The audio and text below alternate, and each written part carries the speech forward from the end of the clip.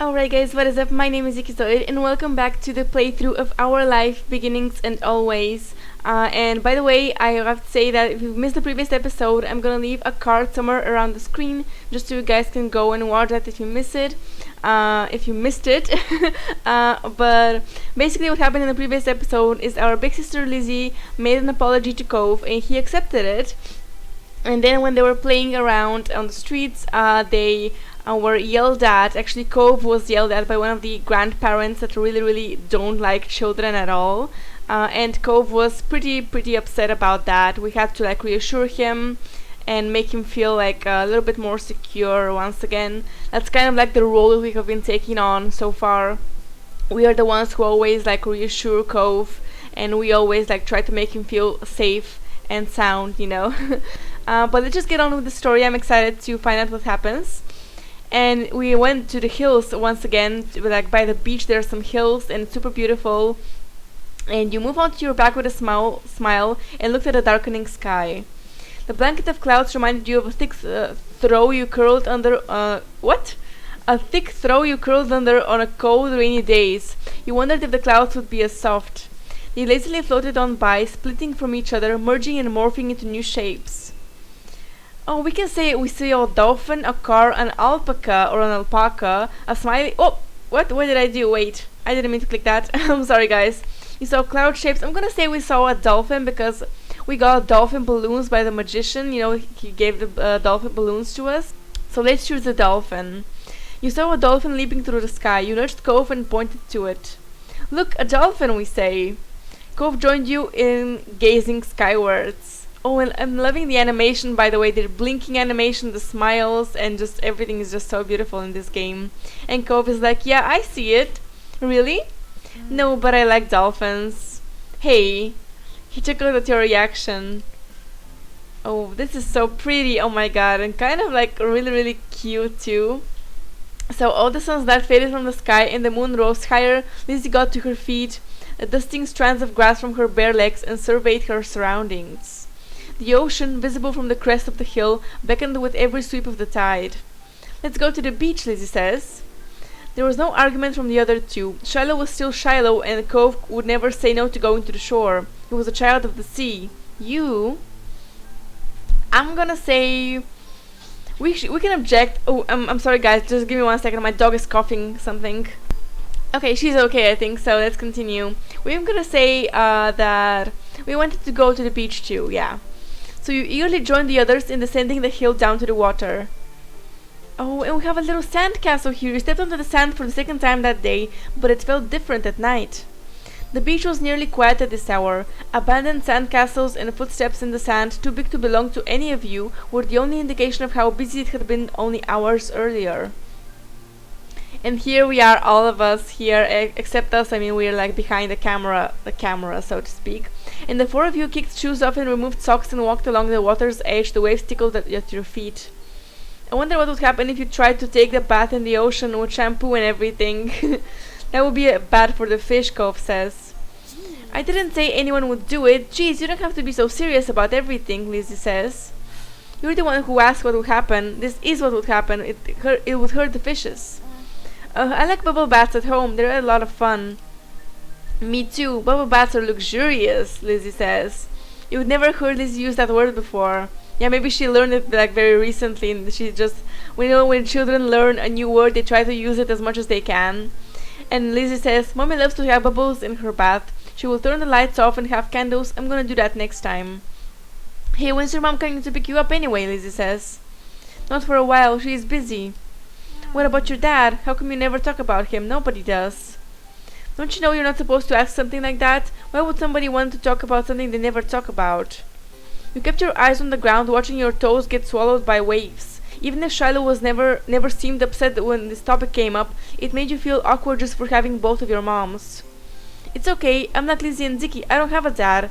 But I don't have two moms. I just have one. She's really great. Oh, sorry, I only have one now too. My mom isn't here. She's back home. It's just my dad with me. Oh, I never had a dad or anything, so I don't feel bad. It's really sad that your mom is gone. Cove nodded. We can joke about Shiloh's mom getting together with Cove's dad. Whoa! Or we can say, even if they're all different, our parents are good in their own ways. Or we can not say anything at all. We can joke about it, I think, but I'm not getting like the second option. Like, I'm not really like processing it. So let me just read that again. Even if they're all different, our parents are good in their own ways. Yeah, I'm gonna say that. I think I'm gonna say that. So, yeah, Shiloh says. Cove couldn't muster a response. You don't think he truly disagreed, though.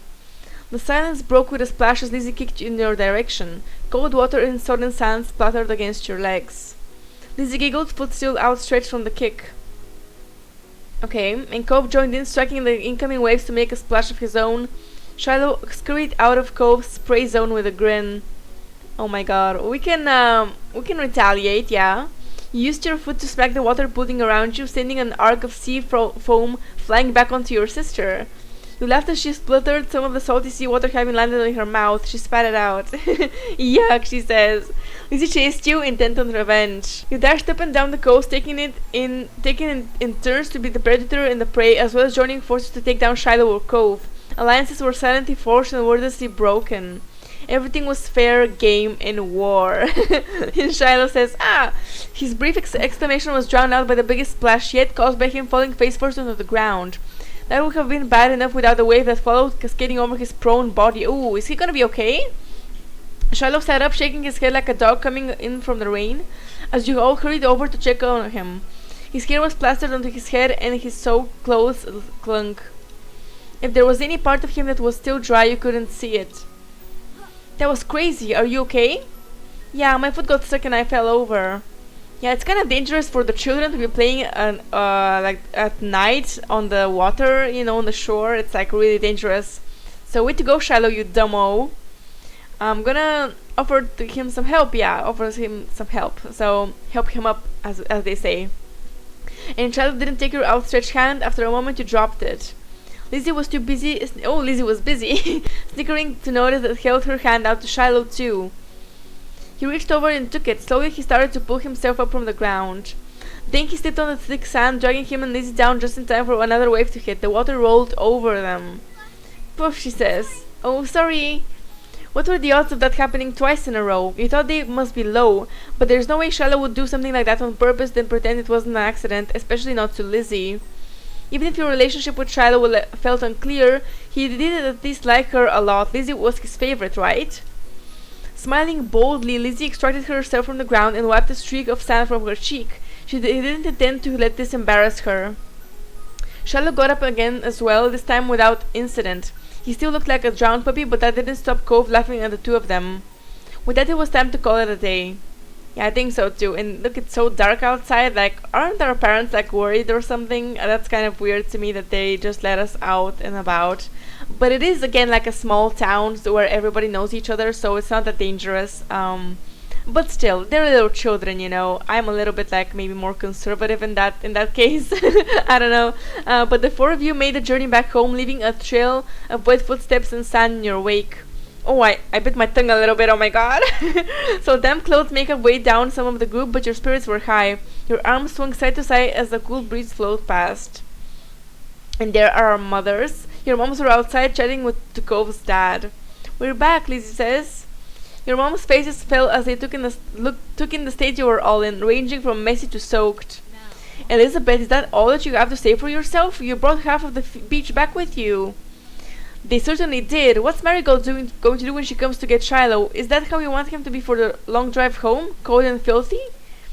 Lizzie's expression turned silky over the scolding. Being the oldest could be fun, but it also meant she was the first to get in trouble when something went wrong. Yeah, because the oldest takes all the responsibility, you know. And Mr. Holden, on the other hand, chuckled as he ruffled Cove's matted hair.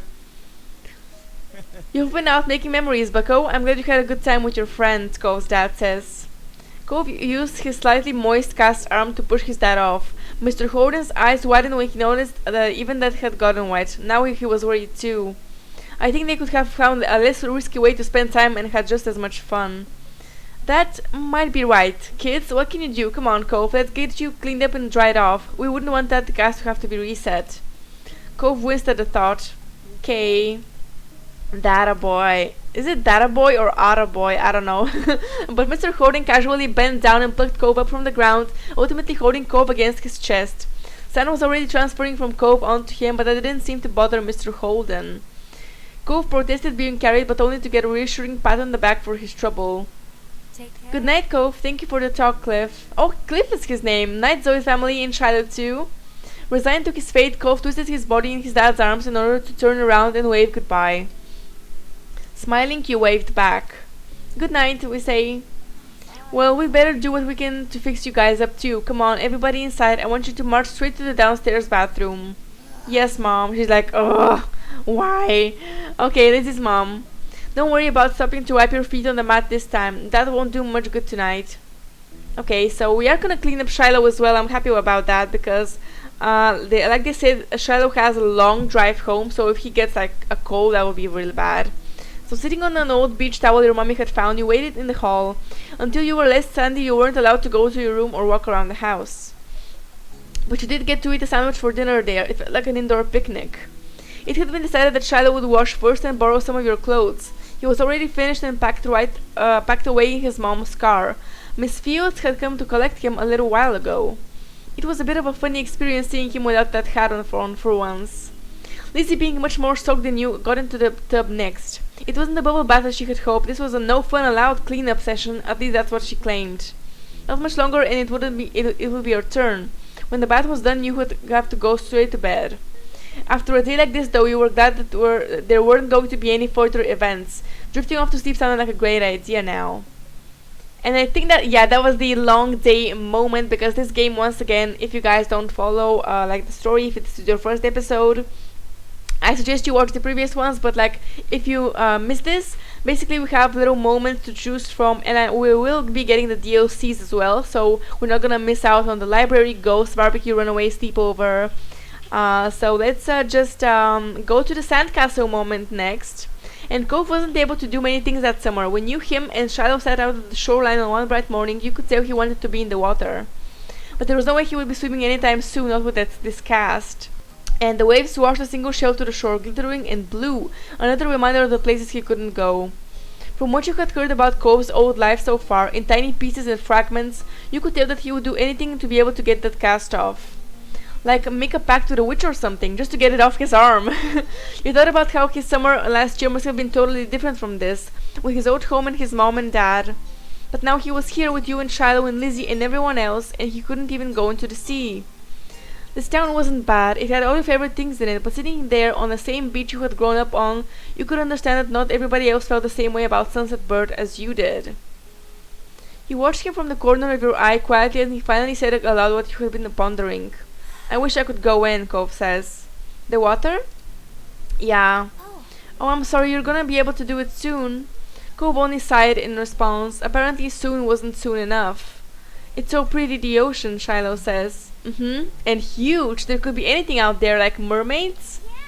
I don't think there's many mermaids in the ocean, but I mean, they're just children, you know. I'm gonna say I wish it didn't have a... Oh, that's a little bit weird to say though. But I'm gonna say swimming might be fun if we could, yeah. But it's not like there's anything we can do about it. Cove says. Obviously not interested in hearing much more of your input on the situation, Cove turned back to the water. But as he looked away, something about Shiloh's slow, careful movements caught his eye. Hey, are you building a sandcastle? Sort of. I was only playing around while you were talking. I'm listening though. Maybe I could too. I've only made big piles before. It's really nothing special. I'm sure you'll be good at it right away.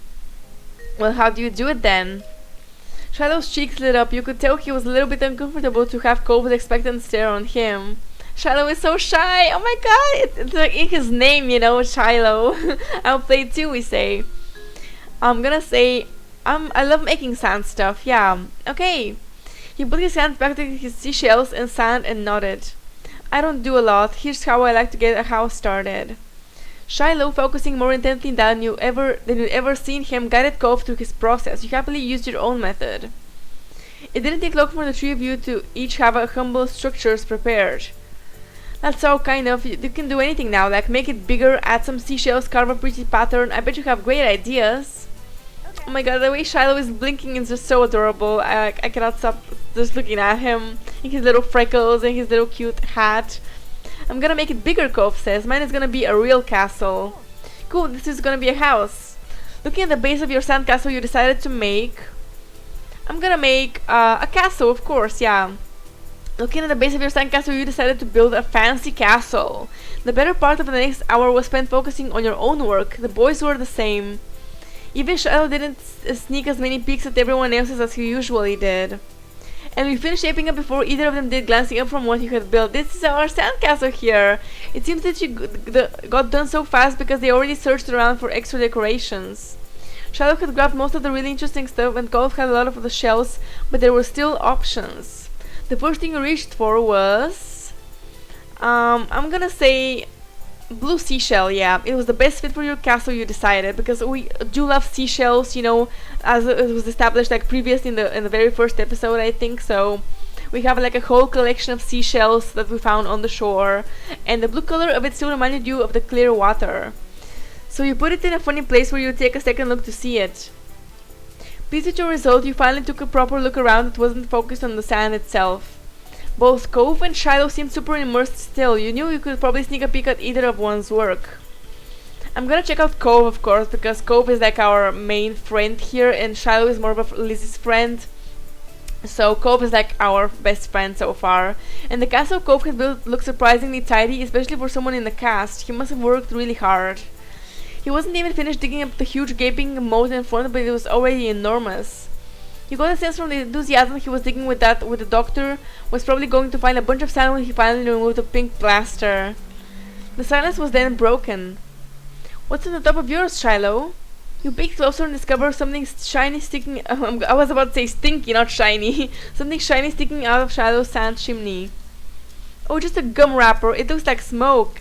It's good, that's smart. Yeah, that really is. I'm gonna say, you should be an architect, or kind of looks like more like a worm. I'm gonna say, yeah, I didn't think of that, yeah. You really know a lot about this, we say. Shiloh smiled without a word. And what was that for the current topic? Ziki, can I see what you did? Sure.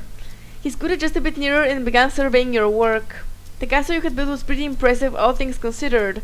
It had archways, tall walls, and even a little moat circling it. You would probably feel safe living there. Maybe your moms were the queens. Shiloh quickly decided to jump in the new conversation. Hey Ziki, what did you do? This is my castle, we say. Welcome to my humble abode. Shiloh didn't look as happy anymore. You both built castles? Yeah. Oh, that's neat how you guys match. It's so too bad we didn't all do it. Next time we should. Wouldn't that be boring? If something is the only one, if that thing, that makes it special. Yeah, for sand castles and stuff. People too, my dad always says how everybody's in their own man, a real individual. I don't think I'm very special, Shiloh says. Why not? Nobody else is you. Shiloh simply shook his head. I'm not different. A beat passed between the two. Cove then looked down at his own work again. Okay. He didn't seem to be bothered leaving the disagreement hanging there. Cove had other things on his mind. My dad tried to get me to make sandcastles the first time we came to this beach. I didn't want to. So Cove has a lot of progression, actually, a lot of like character development so far. I'm really like proud of him, kind of, because he really is growing up like very slowly, but surely, you know. And Cove trailed off. Again, there was another moment of silence. Shiloh shifted and opened his mouth to say something, but Cove spoke up before he could. Didn't he notice that Shiloh was going to talk? Hey, do you know what happened when your mom was met my dad, Ziki? He waited to see if Shiloh would say what he wanted to. When he didn't, you considered Cove's question. I wasn't there, they didn't tell me.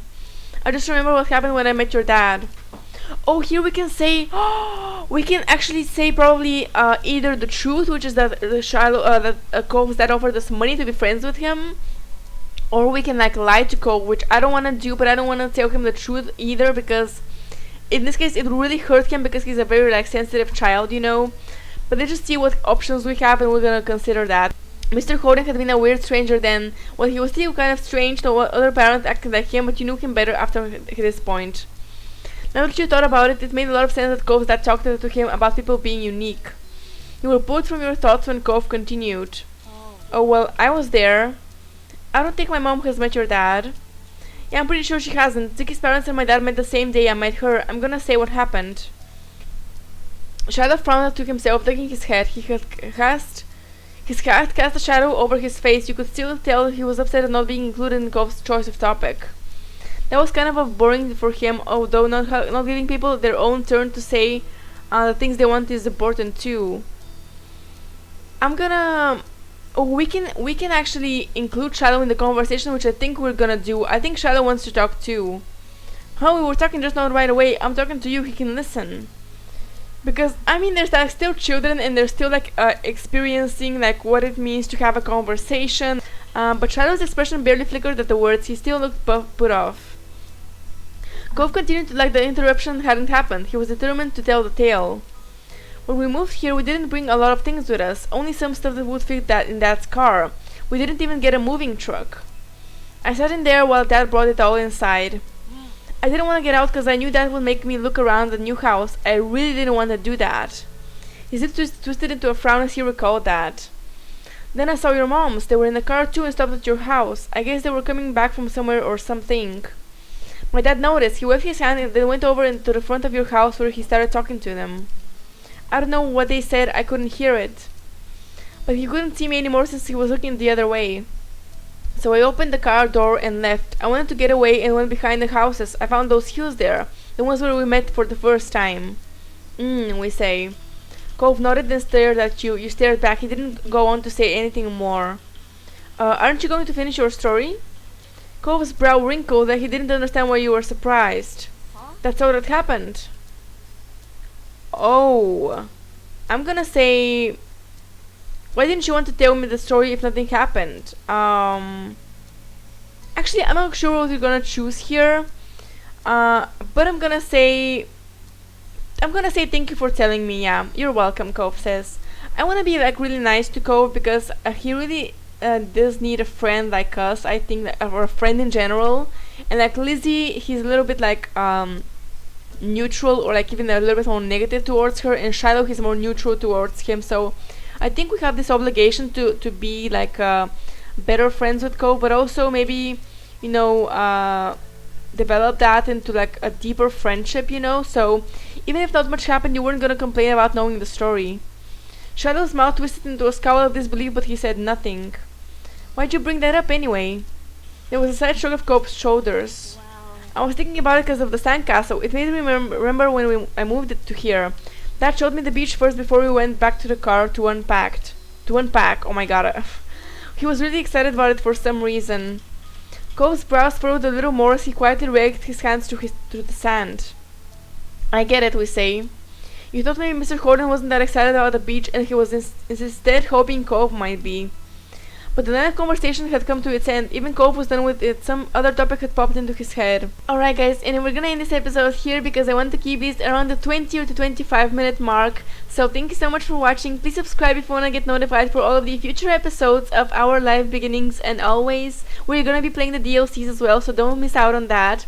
And yeah, thank you once again so much for watching. I really appreciate it. And I will see you guys in the next one. Bye bye!